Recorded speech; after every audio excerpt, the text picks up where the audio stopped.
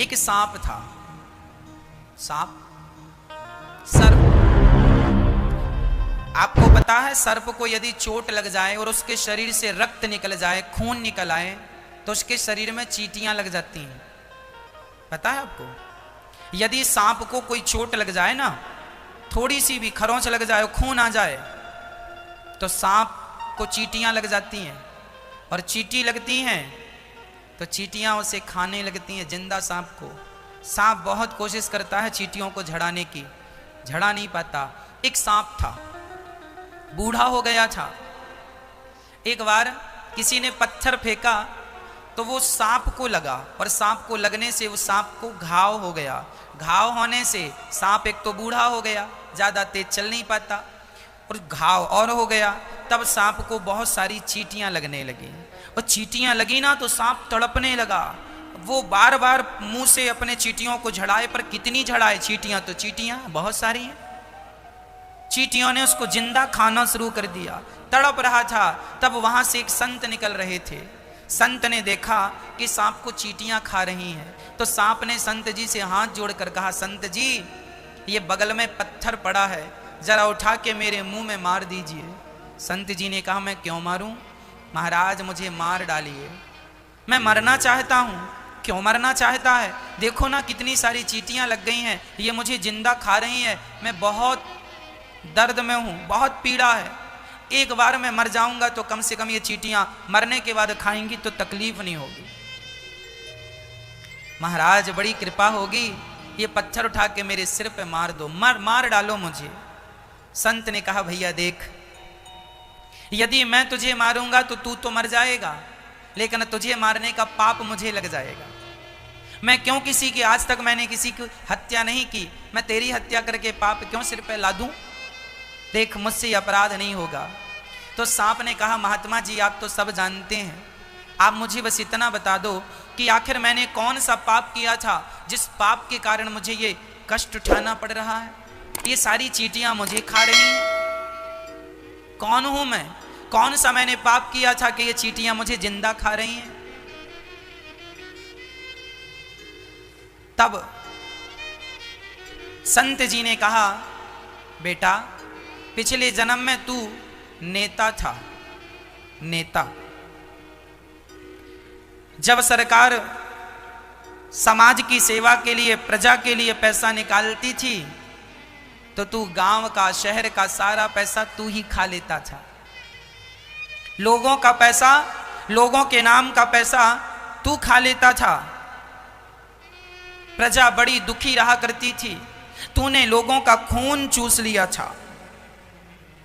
वही प्रजा ये चींटियां हैं, और वही नेता तू है। तूने इनका खून चूसा था, इस जन्म में ये तेरा खून चूस रही हैं। किए का दंड देर सवेर मिलता जरूर है। ईश्वर के घर देर बहुत हो सकती है, पर अंधेर नहीं हो सकती। जैसा किया है वैसा भोग रहा। इसलिए मेरी मां, तुम ना गलत करना। जमाना कर रहा है, करने दो। वो अज्ञानी है, वो ना समझ है, आप तो समझदार हैं, आपको तो ये ज्ञान है। इस दुनिया में कोई भी दुख पाता है तो वह अपने कर्मों के कारण पाता है। सुख पाता है तो आपके अच्छे कर्मों के कारण।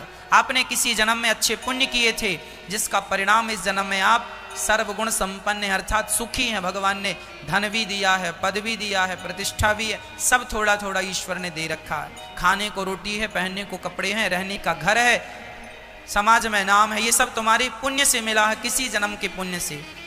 यदि तुम्हें आज गरीबी मिली है तो ये भी तुम्हारे कर्मों का ही दंड है।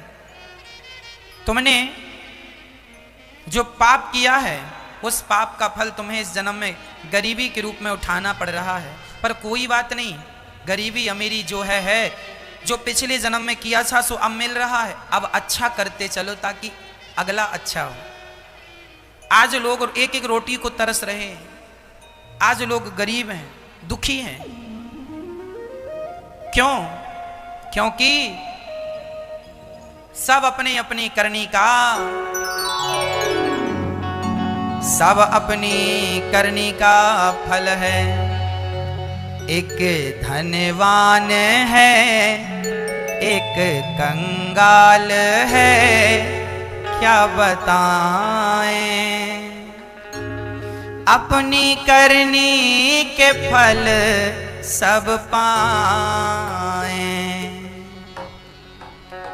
एक धनवान है एक कंगाल है, क्या बताएं। अपनी करनी के फल सब पाएं। जो तुमने किया है दीपचंदी, जो तुमने किया है वो तुम्हें मिल रहा है। एक धनवान एक निर्धन, तुमने पुण्य किया धनवान बन गए, पुण्य नहीं किया पाप ज्यादा किया, आज रोटी को मोहताज हो। पर जो किया सो किया, अब ना करना गलत, नहीं तो तब का तो अभी भोगा नहीं भोग रहा है, अब का पता नहीं कितना भारी होता है। के फूलों की सेज पे सोता, एक टूटी सी खटिया को रोता। एक फूलों के सेज पर सोता है, मखमल के गद्दों पर, और एक के पास तो टूटी सी खटिया भी नहीं है। क्यों? ये विधान ईश्वर का ही तो है। जो पुण्य किए थे वो आज सुखी हैं, जिनके पाप अधिक थे वो आज रोटी को भी मोहताज हैं। इसलिए किसी जन्म के पापों का तो दंड भोग रहे हो, अब पाप ना करना, नहीं तो ब्याज सहित मिलेगा। जिस लायक अभी हो आगे विधाता इस लायक भी नहीं छोड़ेगा। इसलिए एक फूलों की सेज पे सोता, एक टूटी सी खटिया को रोता। जैसी करनी करे वैसी भरनी भरे, क्या बताएं। अपनी करनी के फल सब पाए। सब अपनी अपनी करनी का फल भोग रहे हैं। इसलिए हम कहा करते हैं किसी को दोष ना दिया करो, किसी को दोष देने से कोई फायदा नहीं। हम अपने धर्म का पालन करें, भगवान के चरणों में समर्पण करें और पापों से बचें। किसी भी प्रकार का हमसे पाप ना हो, ना तो निंदा करने का पाप हो, निंदा भी पाप है, चुगली भी पाप है, यहाँ की बातें वहाँ करना, ये लड़ाना फंसाना ये भी पाप है, ज़्यादा गुस्सा करना ये भी पाप है। इन सब चीज़ों से बचो। छोटी सी जिंदगानी है तुम्हारी, प्यार मोहब्बत से क्यों नहीं जी लेते? मर जाओगे, सब धरा रह जाएगा। जिसके लिए लड़ते मरते हो, प्यार के दो शब्द कह लिया करो, प्यार से मुस्कुराया करो, मदद किया करो, लोगों की सेवा किया करो। ईश्वर ने तुम्हें देने के लायक बनाया है, दो दो दो। कोई तुमसे मांगे कि भैया हमारी बेटी का विवाह है, हम बड़े गरीब हैं, तो तुम्हें देना चाहिए कि नहीं? देना चाहिए, देना चाहिए। पर आज लोग ना, आजकल लोग देते तो हैं पर ब्याज बहुत, 10% लूंगा तब जाके 10,000 और 20,000 दूंगा। क्यों जी? ब्याज बहुत खाने की आदत हो गई तुम्हारी। मैया जी ब्याज ना खाना कभी। ब्याज खाना, ब्याज केवल सरकार खा सकती है। बैंकों का ब्याज जो हम लोग देते हैं, सरकार तो ब्याज लेती है, राजा को ब्याज ले लेना चाहिए, राजा के लिए दोष नहीं है। पर हम सामान्य जन ब्याज ना खाएं। हम किसी की सेवा करने, आज कोई हमसे कहे महाराज हमारी बेटी का विवाह है और फलाना व्यक्ति अपने गांव के बड़े आदमी के पास एक गरीब आदमी गया, भैया जी हमारे बेटी का विवाह है, 4 दिन बाद बारात आनी है, जरा 20,000 की जरूरत है, जरा दे दीजिए। बड़े आदमी ने मूंछों में हाथ रखते, क्यों जी 20,000 चाहिए? 10% लूंगा। साहब 10% कहाँ से लाऊंगा? मजदूर आदमी हूँ, गरीब आदमी हूँ। अच्छा तो कोई बात नहीं, 7% दे देना।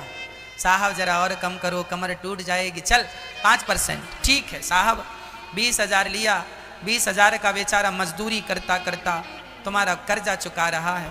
कई बार तो ऐसा हुआ है कि 20,000 लोगों ने दिए और उसने 20,000 दे दिए, फिर भी 20,000 बाकी है। ऐसा होता है। हमने आपसे 20,000 लिए बेटी के विवाह के लिए और हमने आपका 20,000 चुका दिया, फिर भी अभी 20,000 बाकी है। इतना ब्याज अब हमारी हैसियत तो थी नहीं। क्योंकि इसलिए कहा करता हूं कि जब बेटी का विवाह कोई कराए तो तुम भी अपनी इंसानियत का परिचय दो। आज वो आदमी गरीब है और तुम बड़े आदमी हो और तुम उसके साथ ऐसा व्यवहार करोगे तो अगले जन्म में ईश्वर उल्टा कर देगा, उसे बड़ा आदमी बना देगा, तुम्हें उसकी जगह खड़ा कर देगा।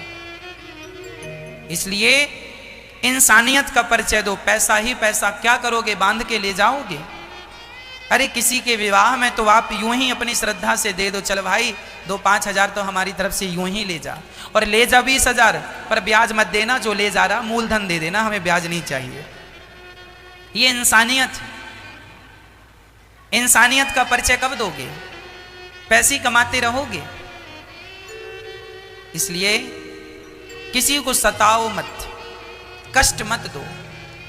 यदि किसी ने 20,000 आपसे लिए हैं और उसने 20,000 चुका दिए और 5,000 एक्स्ट्रा भी दे दिए तो भाई अब उसका माफ करो। तुम माफ नहीं करोगे तो ईश्वर तुम्हें माफ नहीं करेगा। जो तुम बड़ा ब्याज खा रहे हो ना, फिर ईश्वर जब अपना ब्याज चालू करेगा तुम चुका पाओगे? हम तो ईश्वर के सब चीजें बिना ब्याज का खा रहे हैं। एक सिलेंडर ऑक्सीजन कितने की आई? अभी कोरोना काल में आप लोगों को रेट पता चला है। एक सिलेंडर ऑक्सीजन कितने का था? बोलो। 50-50 हजार का बिका है एक सिलेंडर। इसी कोरोना काल में लोगों ने खरीदा है। उस सिलेंडर में कितनी ऑक्सीजन होती है? मात्र 10 घंटे की। बड़ा सिलेंडर है तो छोटा है तो 5 घंटे की ऑक्सीजन है। 10 घंटे की ऑक्सीजन, चलो मैं 12 घंटे की बोल रहा हूं। 12 घंटे की ऑक्सीजन 50,000 की। 50,000 चलो छोड़ो, यदि 12 घंटे की ऑक्सीजन 10,000 की भी लोगों ने खरीदी, 10,000 की, अभी कोरोना काल में 50,000 की बिकी है, पर मैं 50,000 नहीं बोल रहा हूं, मैं 20,000 10,000 बोल रहा हूं।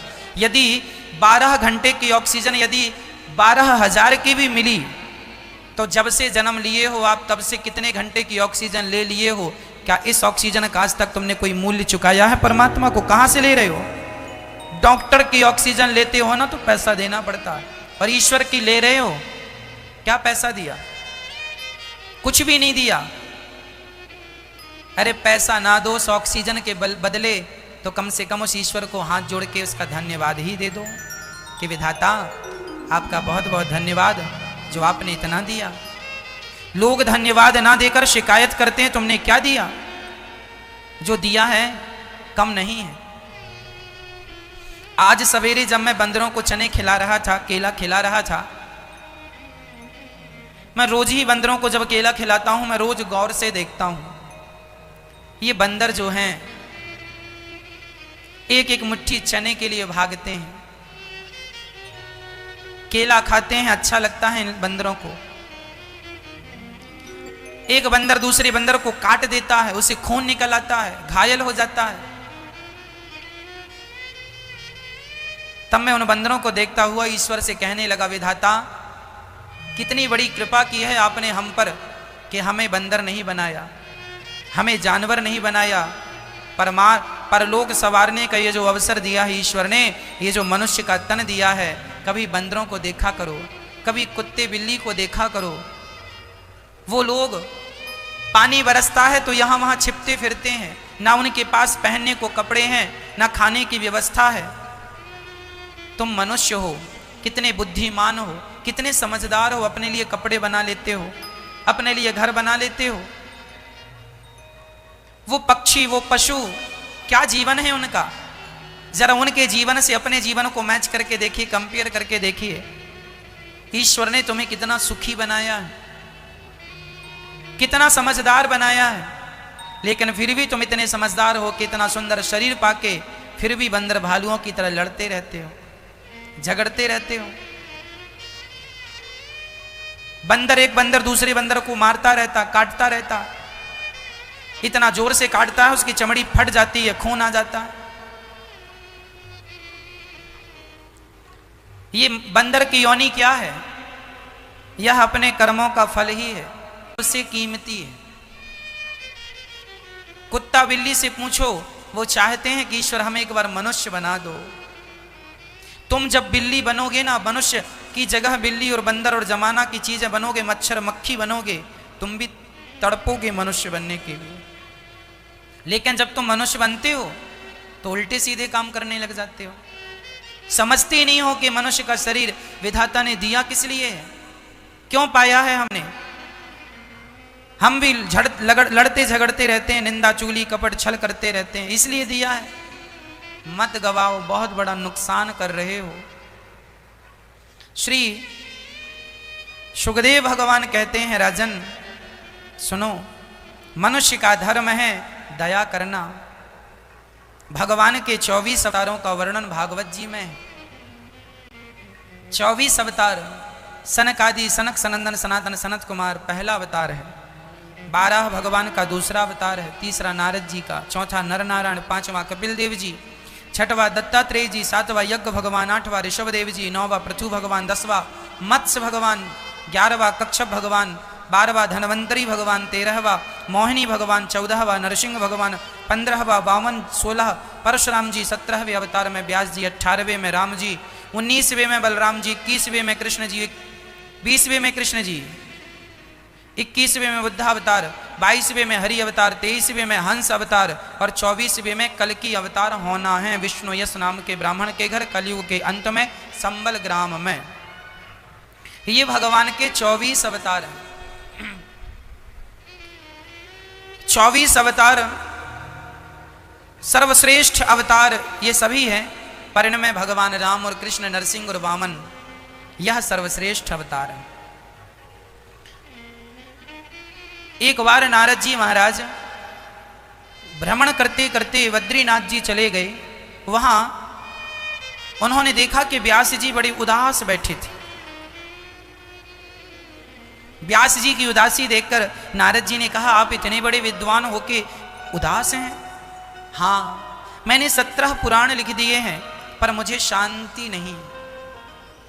अच्छा, शांति नहीं है, फिर क्या करें? कोई उपाय बताओ। नारद जी ने कहा, आपने 17 पुराण लिखे हैं, पर अभी तक आपने भगवान का मधुर मधुर चरित्र नहीं गाया। भगवान की सुंदर सुंदर कथाओं को, लीलाओं को, बाल चरित्र को नहीं गाया। यदि बाल चरित्रों को गाएंगे तो आपको शांति जरूर मिलेगी। नारद जी ने कहा, मैं पिछले जन्म में दासी पुत्र था, संतों की कृपा से मैं ब्रह्मा पुत्र बना। मैया जी, सत्संग बहुत बड़ा परिवर्तन लाता है। कुसंग और सत्संग दोनों में बड़ा अंतर है। कुसंग मिल जाए तो व्यक्ति मिट जाता है, और सत्संग मिल जाए तो व्यक्ति बन जाता है। यदि कुसंग मिल जाए तो मंथरा का कुसंग कैकेयी को मिला, तो देखो कैकेयी की स्थिति क्या हुई। और विभीषण को हनुमान जी का सत्संग मिल गया, तो विभीषण जी की स्थिति क्या हुई। कुसंग और सत्संग दोनों महत्वपूर्ण है। जिसमें हमें कुसंग से बचना है और सत्संग से जुड़ना है। कुसंग रूपी बुराई का परहेज करना है, सत्संग रूपी दवाई का सेवन करना है। नारद जी कहते हैं, मैं दासी पुत्र था, सेवा करता था, चरणों को दबाता था संतों के, उसके प्रभाव से देखो मैं ब्रह्मा पुत्र नारद बना। किसके बल से? सेवा के बल से। नारद जी क्या करते थे? संतों की सेवा करते थे, संतों को भोजन कराते थे, संतों के चरण दबाते थे। इसलिए ये दास अनिरुद्ध भी एक ही संकल्प लेके चल रहा, एक ही संकल्प, एक ही नारा, सेवा ही है धर्म हमारा। हमारा धर्म क्या है? सेवा। हमारा धर्म क्या है?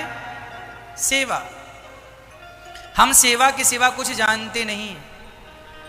एक ही संकल्प है, एक ही हमारा नारा, सेवा ही धर्म हमारा। इसलिए ये दास अनिरुद्ध, नारद जी ने संतों की सेवा की, इसलिए दास अनिरुद्ध भी संतों की सेवा सवेरे से करता। संतों को भोजन की व्यवस्था, यही सेवा, ये संतों की सेवा है। नारद जी कहते हैं मैंने सेवा की तो मैं ब्रह्मापुत्र बन गया।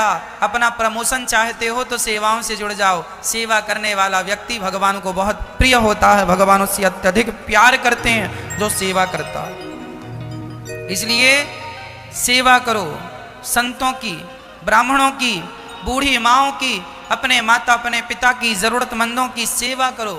ये दास सवेरे से उठकर सोने तक रात्रि को सिर्फ सेवा का काम करता है। इसलिए आपसे भी कहा करता हूं, इन संतों के लिए यहां रोज अन्न क्षेत्र बंटता है, आप भी एक दिन का अन्न क्षेत्र अपनी ओर से बंटवा सकते हैं। सेवा